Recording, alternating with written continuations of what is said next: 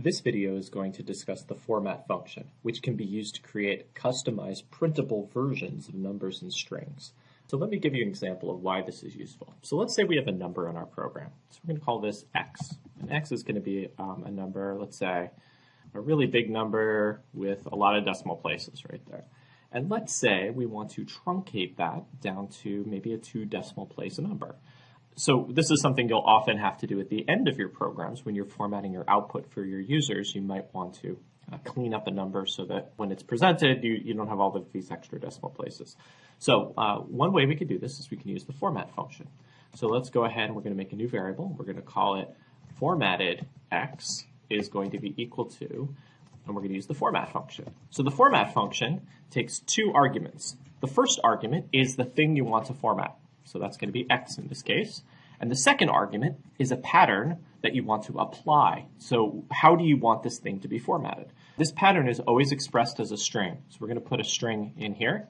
And inside of that string, what we need to do is we need to do 2 things. The first is we have to declare the data type of the thing that we're formatting. So the data type of the thing that we're formatting is a float. So we're going to put an f there.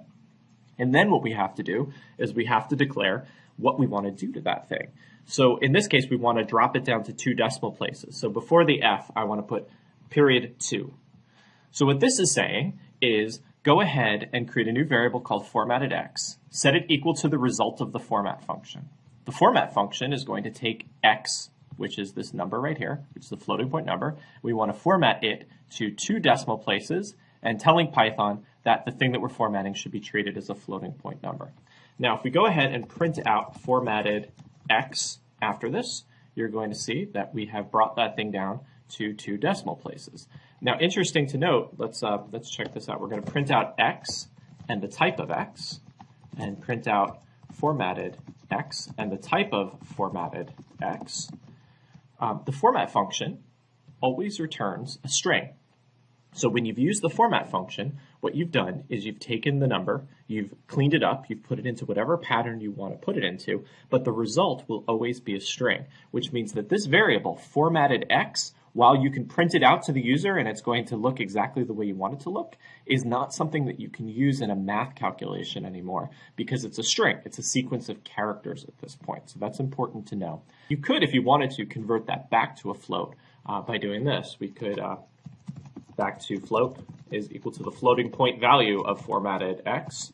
And that would turn that string back into a float, and then we can use that in a calculation if you wanted to. But in general, we use the format function at the end of our programs during the output phase in order to create a version of the output that looks good for the end user. So let me show you a couple of other things we can do for this. So let's go back up here to this variable x. So we've got x, and it's this really long number, and it's got a lot of decimal places. It might be easier if we inserted the comma separators in here, right? So that we can easily see that this number is 1,021,000. Now you can't put the comma separators directly into the value itself, but we can use the format function to do it. So let's try this. So create a variable called formatted x is equal to format. What do we want to format? X. What do we want to do to it? Well, it's going to be a floating point number, so we're going to put the f in there. We want to bring it down to 2 decimal places, so .2. And before the .2, what we're going to do is I'm going to put a comma there. And that comma says, all right, insert the comma separators if necessary.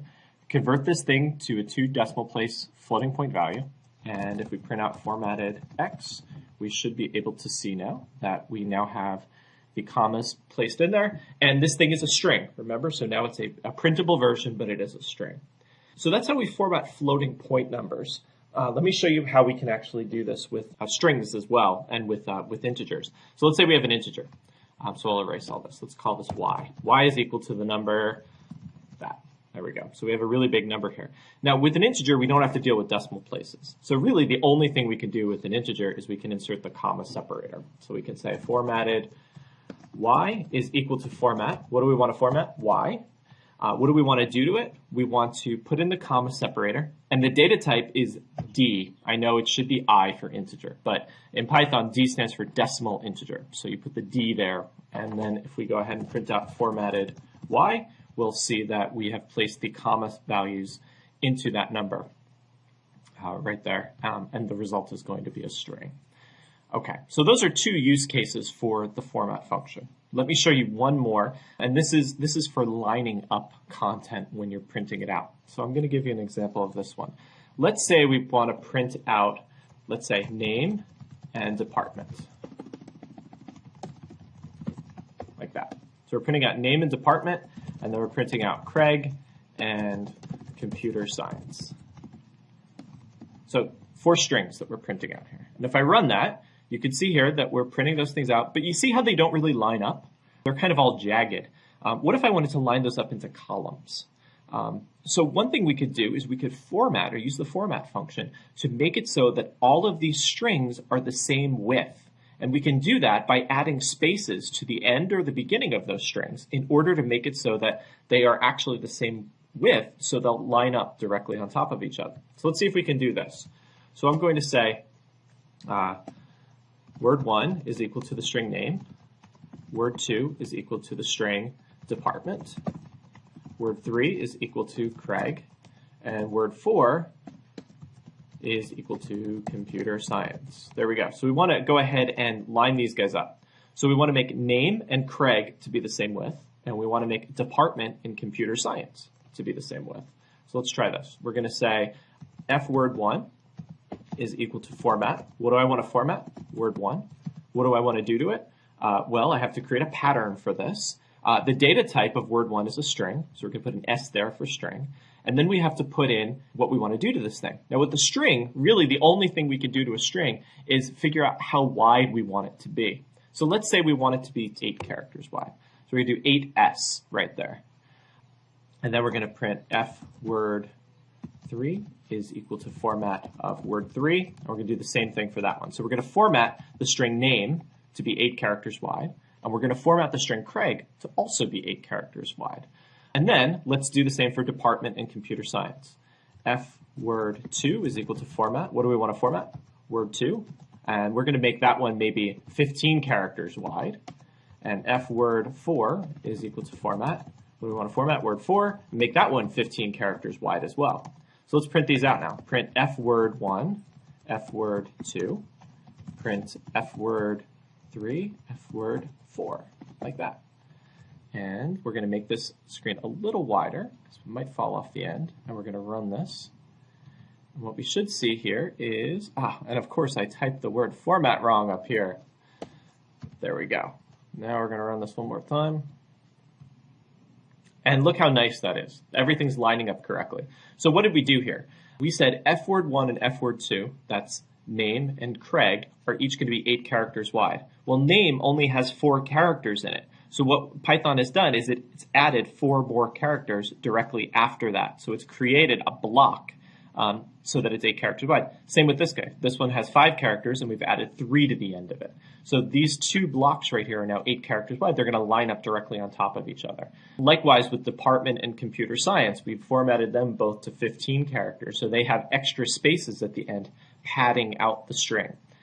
Now, some other things we can do with formatting. Right now, you can see here the data, name and Craig, is left aligned. But if we wanted to right align that, we could change the formatting pattern slightly. What we could do is we could put the little greater than sign right here. So the greater than sign says push the data to the right and put the spaces on the left. So if we run that now, we can see that we've got everything, and everything is pushed off to the right rather than to the left. So you see here we place the spaces at the beginning of name and the spaces at the beginning of Craig over here. We actually don't have enough space here. You can see here that we have a little problem where these guys aren't lining up. And the reason for that is I bet you computer science has more than 15 characters in it. Let's change that number a little bit. Let's change it to maybe 20 characters. Give it a little more space to work with. And we can run that. There we go. Now everything's going to line up perfectly. So we've created a string that's 20 characters long, and we've added the spaces at the beginning rather than at the end. So that's the format function. We often use the format function when working with numbers to create numeric values that are reduced to a certain number of decimal places, and also to enter in the separator values, the comma separators for large numbers. We also use the format function when working with strings to create padded versions of those strings so that when they print out, they can line up nicely into columns.